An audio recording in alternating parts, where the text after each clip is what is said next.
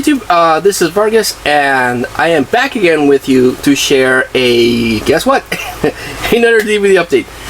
This time I'm sharing some stuff that I got through Power Movies, which I might have mentioned before is a Facebook seller that I am buying stuff through, with, you know, there not being any flea markets that I can go to, and the border's still closed, so I can't, you know, cross to the U.S. and buy movies.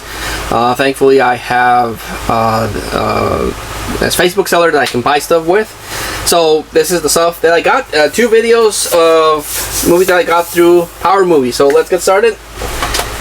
First off, I actually know a lot of people that don't like Rob Schneider, and yeah, his movies are not that good. I will admit. The only ones that I like are of his are the Animal and the Hot Chick. Those are the only ones that I genuinely kind of like. All his other movies that I've seen haven't been that good, but he had this one, and I was like, I remember this being fun, at least better than the sequel, and that's Deuce Bigalow, Male Gigolo.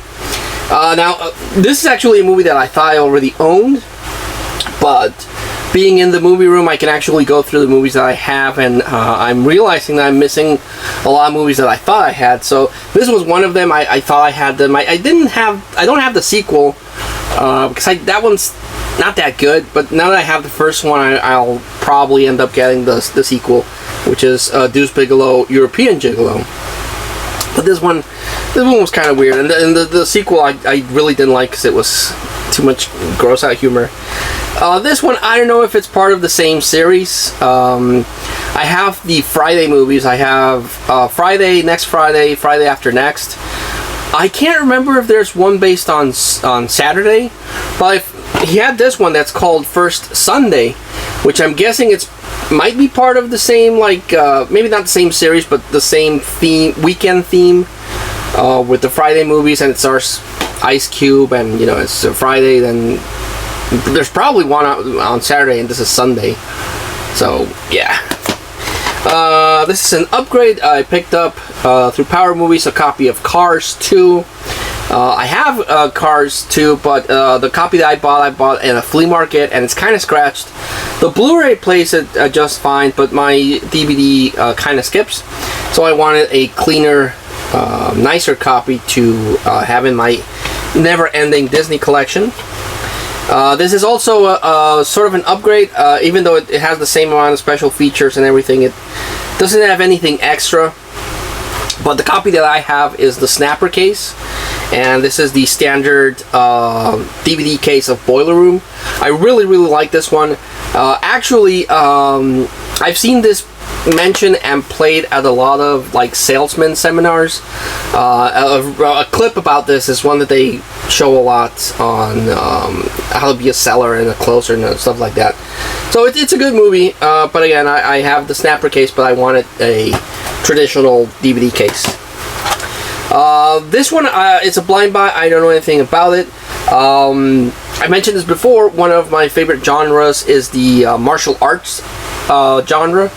I grew up watching some really bad kung fu movies with some even worse dubbing, but I don't know, maybe it messed with my head seeing all those bad movies, but I really like that kind of genre. And again, I feel that my tolerance for bad movies is really high because I grew up watching bad movies. I don't know. I'm talking about movies with other people. A movie that people think is garbage, I think is okay. And so I don't know. But I love the martial arts genre. I think it's really cool. So I try to get them whenever I can. And this one, it's probably from Korea. I guess it's definitely not Japanese, but from Wong Kar-wai. It's Ashes of Time Redux.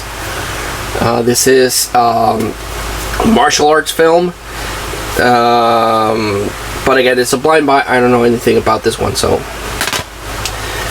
picked up the 13th Warrior with Antonio Banderas. I remember seeing this. I caught it on TV.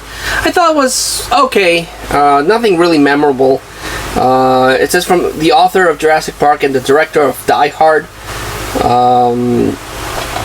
But yeah, I remember not being that memorable, but he had it, and I wanted to revisit it again because I saw it on the DVD that says from the author of Jurassic Park and the director of Die Hard.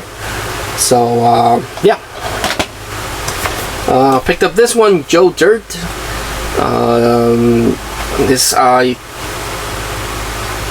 It was executive produced by Adam Sandler.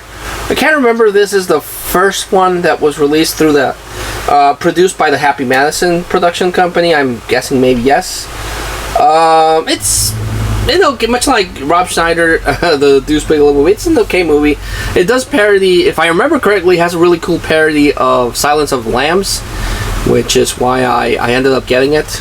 But I'll have to rewatch it because, again, I have seen Joe Dirt once and I didn't much care for it, except for that. Again, if I'm remembering correctly, it had a really cool parody of Silence of the Lambs. Another martial arts movie, Total Blind Buy, don't know anything about it. The bag is still sealed. The bag's kind of messed up, but it's still sealed. It's Die Fighting. Again, don't know anything about it, so not much I can say about that. Another blind buy, In Too Deep, with Omar Epps and LL Cool J. He was in House, the TV show, and of course LL Cool J. It looks to be like a thriller in the vein of Training Day. Probably a cop or an undercover cop that gets in over his head. I don't know. I don't remember seeing this one. Again, I probably have seen it on TV, but I'm blanking out if I've seen it. It doesn't ring a bell, but it looks interesting. And then the last two I got are movies that I wanted to get. Here in Mexico, we had a really, really funny comedian in the 40s, 50s, and 60s. He did a ton of movies. And every year on the anniversary of his death, they marathon, or they used to marathon. I haven't. It's been a while since I've seen them marathon the movies, but they would marathon his movies, and it's Cantinflas. I grew up watching Cantinflas movies and El Santo movies and stuff like that, and I really like them. It's a family-friendly comedy. His earlier movies were a little bit more racy, but as his later movies were kind of more safe, let's say. And I have a couple of movies. I don't have his full filmography. I'm actually missing Around the World in 80 Days, which is one of the, I believe, 2 American movies that he did. But his work was mostly in Mexico. And he has a ton of movies that I'm still missing, but I added 2 more now. And it's, the first one is Ni Sangre Ni Arena, Neither Blood Nor Sand. So yeah, I can't, this one I don't remember that much. I think this one is, he's a torero or a bullfighter.